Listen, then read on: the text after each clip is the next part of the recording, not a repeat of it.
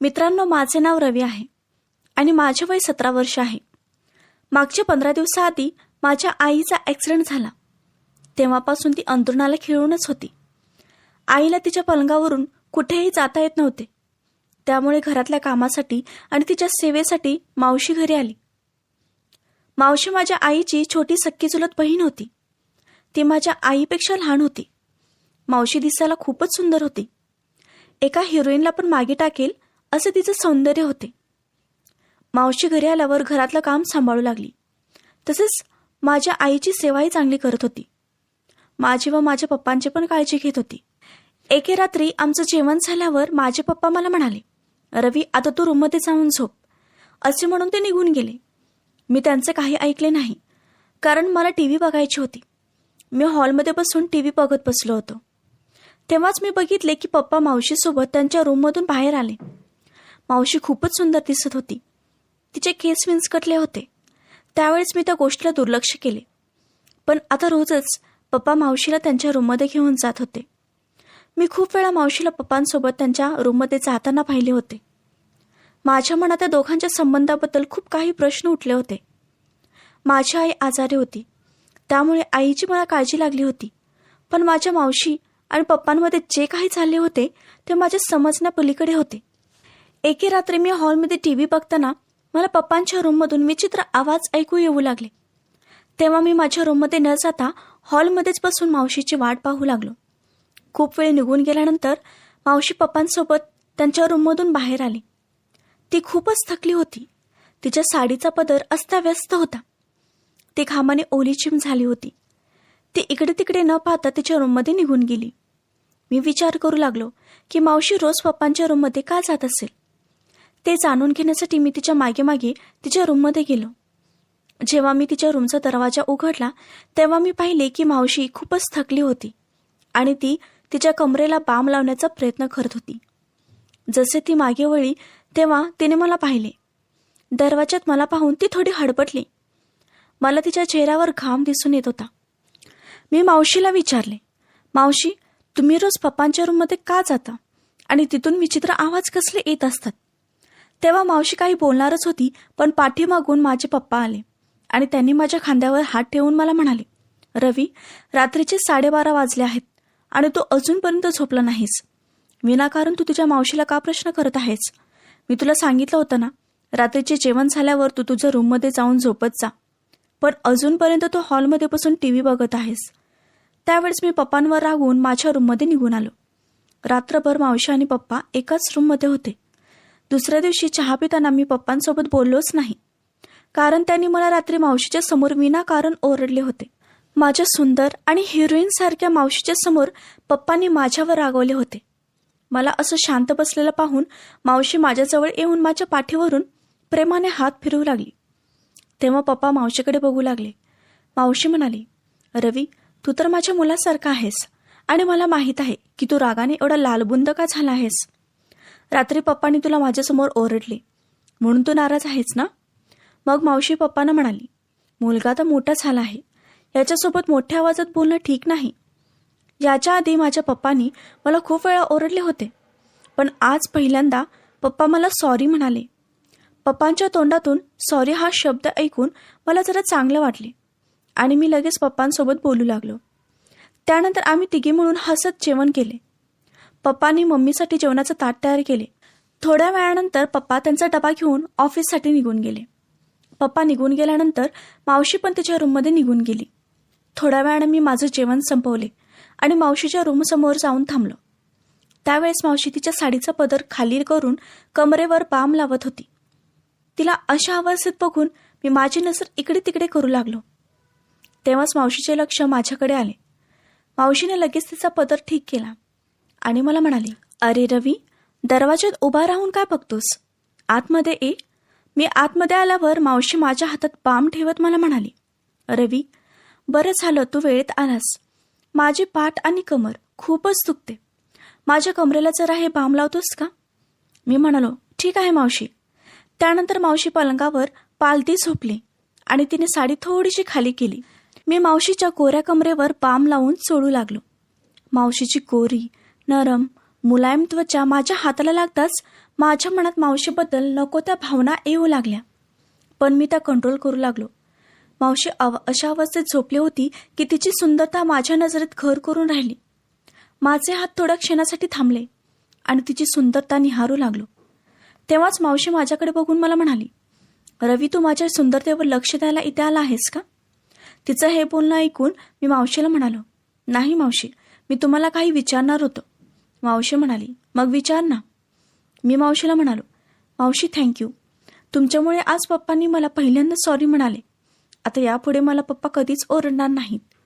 मावशी म्हणाली, काही हरकत नाही रवी, मी तुला लहानपणापासून ओळखते. तू खूप साधा भोळा आहेस. तू छोट्या छोट्या गोष्टींचा खूप विचार करतोस. एवढ्या छोट्या गोष्टींचा विचार नाही करत बसायचा. मावशीचं हे बोलणं ऐकून मी चकित झालो, कारण मावशी मला खूपच ओळखत होती. मग मी मावशीच्या रूममधून जायला निघालो. तेव्हाच मावशीने माझा हात पकडून मला म्हणाली, अरे 1 मिनिट थांब, माझ्या गळ्यात जरा हे लॉकेट घालतोस का? मी हो म्हणून मावशीच्या हातातून ते लॉकेट घेतलं. मावशीने तिचे लांब केस पुढे घेतले. तेव्हा मावशीची गोरी पाठ स्पष्ट दिसत होती. जेव्हा मी मावशीच्या गळ्यात लॉकेट घालू लागलो तेव्हा माझ्या हाताचा मावशीच्या गोऱ्या पाठीवर स्पर्श होऊ लागला. तिच्या पाठीवर एक काळं तीळ होते. ते तीळ गोऱ्या पाठीवर खूप उठून दिसत होते. लॉकेट घालताना मी मावशीच्या पाठीवरून हात फिरवू लागलो. मला त्यावेळी समजत नव्हते की माझ्यासोबत नक्की हे काय होत आहे. मी मावशीला लॉकेट घातले आणि लगेच माझ्या रूममध्ये निघून आलो. थोड्या वेळाने मला मावशीचा आवाज आला. मावशी मला म्हणाली, मी जरा बाजारात जाऊन येते. मला माझ्यासाठी कपडे आणि तुझ्या आईसाठी गोळ्या औषधं घेऊन यायचे आहेत. तोपर्यंत तू तुझ्या आईची काळजी घे आणि घरात लक्ष दे. मी हा म्हणून माझ्या रूममध्ये बसलो. मावशीकडे तिची स्कूटी होती. ती तिच्या स्कूटीने बाजारात गेली.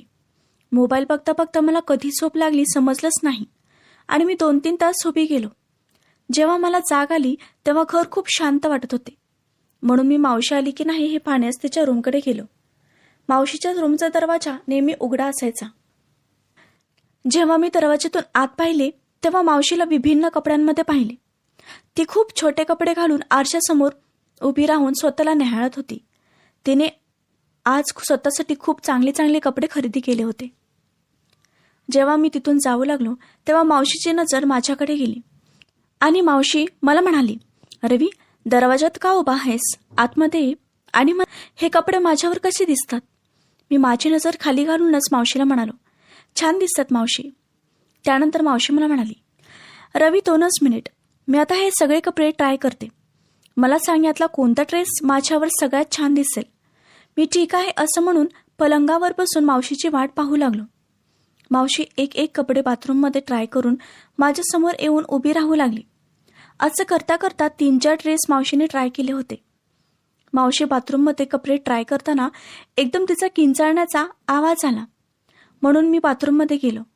पाहतो तर मावशीच्या अंगावर एकदम छोटे कपडे होते आणि त्यात ती खूपच सुंदर दिसत होती. मला आलेलं पाहून मावशीने एकदम मला घट्ट मिठी मारली. मावशी मला असं चिपकलेलं पाहून माझ्यावर कंट्रोल राहिलंच नाही. तरीही मी स्वतःला सावरून मावशीला विचारले, काय झालं मावशी? तेव्हाच मावशी भिंतीकडे पोट करून मला म्हणाली, पाल, मला पालीची खूप भीती वाटते. तिला इकडून घालव. मी बाथरूममधल्या टॉयलेट ब्रशने पालीला तिकडून खिडकीतून घालून दिले. तेव्हाही मावशीने मला घट्ट मिठी मारली होती आणि तिच्या शरीराचा स्पर्श माझ्या शरीराला होत होता. ते खूप नरम वाटत होते. पाल निघून गेल्यावर मी मावशीला माझ्यापासून दूर केले आणि मावशीला वरून खाली त्या ड्रेसमध्ये पाहू लागलो. मावशी मला म्हणाली, रवी, मी या ड्रेसमध्ये कशी दिसते? मी मावशीला म्हणालो, मावशी, तुम्ही या ड्रेसमध्ये खूपच सुंदर दिसता. त्यानंतर मावशी मला म्हणाली, मग आता मला सांग, कोणता ड्रेस माझ्यावर सगळ्यात छान दिसतो? मी मावशीला म्हणालो, मावशी, हाच ड्रेस तुमच्यावर सगळ्यात छान दिसतो. त्यानंतर मी माझ्या रूममध्ये निघून आलो. रात्री जेवण झाल्यावर लगेच मी माझ्या रूममध्ये निघून आलो, कारण मला अभ्यास करायचा होता. थोडा वेळ अभ्यास करून झाल्यावर मी झोपण्याचा प्रयत्न करू लागलो, पण मला झोप येत नव्हती. म्हणून मी विचार केला की मावशीच्या रूममध्ये जाऊन थोडा वेळ मावशीसोबत गप्पा माराव्यात. म्हणून मी मावशीच्या रूमकडे गेलो. मावशीच्या रूमचा दरवाजा थोडा उघडा होता. मावशी त्याच ड्रेसमध्ये उभी होती ज्या ड्रेसमध्ये तिने मला मिठी मारली होती. मावशी त्या ड्रेसमध्ये माझ्या पप्पांच्या समोर उभी राहिली होती. मला समजत नव्हते की पप्पा एवढ्या रात्री मावशीच्या रूममध्ये काय करत होते. पप्पांचा हात मावशीच्या गळ्यात होता आणि जसे ते त्यांच्या रूममधून बाहेर येऊ लागले तेव्हा मी लगेच भिंतीमागे लपून बसलो. पप्पा मावशीच्या रूममधून त्यांच्या रूममध्ये निघून गेले. त्यानंतर मी मावशीच्या रूममध्ये बघितले. ती तिच्या पलंगावर मोबाईल बघत बसली होती. तिच्याशी गप्पा मारण्यासाठी म्हणून मी तिच्या रूममध्ये गेलो आणि आतून दरवाजा बंद केला. मावशी मला विचारली, रवी, तू अजून झोपला नाहीस? मी मावशीला म्हणालो, नाही मावशी, मला अजून झोपच येत नाही, म्हणून मी तुझ्यासोबत गप्पा मारण्यासाठी इथे आलो आहे. तेव्हा मावशी मला म्हणाली, मला पण झोप येत नाही, ए बस माझ्या बाजूला. मी मावशीच्या बाजूला जाऊन बसलो. मी मावशीला विचारले, मावशी, एवढ्या रात्री पप्पा इथे का आले होते? तेव्हा मावशी विषय बदलत दुसरंच काही बोलायला चालू केली. आता मला फक्त तिच्याशी गप्पा मारायच्या होत्या. मी मावशीला विचारलं, मावशी, तू एवढी सुंदर आहेस, पण तू अजून लग्न का केलं नाहीस? तेव्हा ती स्मितहास्य करत मला म्हणाली, रवी, माझं लग्न न करण्यामागे खूप मोठं कारण आहे, तुला ते नाही समजणार. असं म्हणून मावशीने माझ्या प्रश्नाचे उत्तर दिलेच नाही. मी मावशीला म्हणालो, मावशी, तुलाही असं वाटत असेल ना की तुझा पण एखादा परिवार असावा? तेव्हा मावशी मला म्हणाली, अरे, तुझ्या आईचा परिवार हाच माझा परिवार आहे ना. मला पण कधी कधी नवऱ्याची कमी भासते. तुला या गोष्टी नाही समजणार कारण तू अजून लहान आहेस ना. तेव्हा मी मावशीला म्हणालो, मावशी, मी लहान नाही, मी मोठा आहे, मला सगळ्या गोष्टी समजतात. माझं बोलणं ऐकून मावशी मला म्हणाली, रवी, मला पण असं वाटतं की माझ्या पण आयुष्यात कोणीतरी असा पुरुष पाहिजे जो माझी काळजी करेल, माझ्यावर प्रेम करेल, माझ्यासोबत प्रेमाच्या गोष्टी करेल. त्यावेळेस मावशीने माझा हात तिच्या हातात घेतला होता. तेव्हा मला असं वाटले की मावशीच्या याच अदांवर पप्पा तिच्यावर फिदा होत असणार. त्यानंतर मावशी मला म्हणाली, चल आता आपण दोघं झोपूया, मला झोप येत आहे. मी म्हणालो, मावशी, मला अजून झोप येत नाही. तेव्हा मावशी मला म्हणाली, ठीक आहे, मी तुला एक गोळी देते. ही गोळी घेतल्यानंतर तुला मोठे झाल्यासारखं वाटेल आणि तू ते करू शकशील जे मोठी माणसं करतात. मी मावशीला म्हणालो, मावशी, तुला माझ्यापासून काय पाहिजे? तेव्हा मावशी म्हणाली, तुला हे असं समजणार नाही, मी लगेच आले. असं म्हणून मावशी उठून किचनमध्ये गेली आणि किचनमधून एक दुधाचा ग्लास घेऊन आली. माझ्यासमोर तिने दुधाच्या ग्लासमध्ये एक गोळी टाकली आणि मावशी मला म्हणाली, ही गोळी घेताच तुला स्वतःला मोठं झालेलं जाणवेल. मी तर दूध पिले. माझ्या डोळ्यासमोर एक नशा येऊ लागली आणि तेव्हाच मावशीने मला मिठी मारली. मला समजतच नव्हते की हे माझ्यासोबत काय होत आहे आणि मी स्वतःच्या भानात नव्हतोच. सकाळी जेव्हा मला जाग आली तेव्हा मी पाहिलं की मावशी माझ्या बाजूला नको त्या अवस्थेत झोपली आहे. ती खूप छोट्या कपड्यांमध्ये होती. सकाळी पप्पा ऑफिसमध्ये निघून गेले होते. मी लगेच कपडे घालून माझ्या रूममध्ये निघून आलो. आता मला समजत नव्हते की माझ्यामध्ये आणि मावशीमध्ये रात्री काय झालं असेल.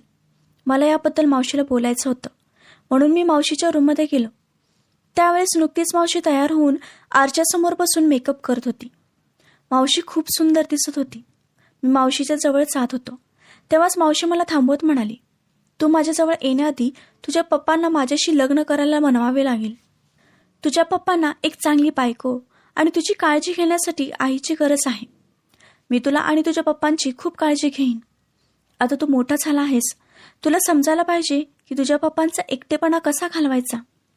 पण मला मावशीला माझी आई बनवायचं नव्हतं म्हणून मी मावशीला म्हणालो, मला तुला आई बनवायची इच्छा नाही. त्यावेळेस ती मला धमकी देत म्हणाली, जर तू माझं लग्न तुझ्या पप्पांशी करायला नाही म्हणालस तर मी काल रात्री आपल्या दोघांमध्ये जे काही झालं ते सगळं तुझ्या पप्पांना सांगेन. त्यावेळेस मी मावशीच्या त्या बोलण्यावर हसू लागलो. मावशीला माझ्या या हसण्यामागचं कारण समजले नाही. मी मावशीला म्हणालो, मावशी, तू माझ्या पप्पांना या गोष्टीबद्दल सांगितलंस तरी माझे पप्पा तुझ्यावर विश्वास ठेवणार नाहीत. उलट ते तुलाच घरातून बाहेर हाकलतील. त्यानंतर मी रागात मोबाईल घेऊन पप्पांना फोन केला आणि घरी येण्यास सांगितले. थोड्याच वेळात पप्पा मावशीच्या रूममध्ये आले. त्यांना बघून मावशी एकदम चकित झाली. पप्पांना बघून ती मुद्दाम पप्पांच्या मागे लपून पप्पांना सांगू लागली, रवी माझ्यासोबत जबरदस्ती करत आहे. पण पप्पा मावशीच्या बोलण्यावर विश्वास ठेवले नाहीत. पप्पा मला म्हणाले, रवीने मला आधीच सगळं काही सांगितलं आहे की तू इथे कशासाठी आली आहेस. तू तुझ्या स्वार्थासाठी रवीचा पण फायदा घेतलास. तेव्हा मी पप्पांना विचारलं, पप्पा, तुम्ही सारखं मावशींसोबत तुमच्या रूममध्ये काय करत होतात? तेव्हा पप्पा मला म्हणाले, ते मावशीला त्यांच्या रूममध्ये रात्री त्यांच्या आईचं ड्रेसिंग करण्यासाठी बोलवत होते आणि तो ओरडण्याचा आवाज आईचा होता, कारण आईला ड्रेसिंग करताना वेदना होत होत्या. मावशीला पप्पांवर एकतर्फी प्रेम होते आणि त्यासाठी मावशीने अजूनपर्यंत लग्न केले नव्हते. मावशी माझ्या आईची चुलत छोटी बहीण होती. त्या दोघींचं नातं तुटू नये म्हणून पप्पाने मावशीचं खरं आईपासून लपवले होते.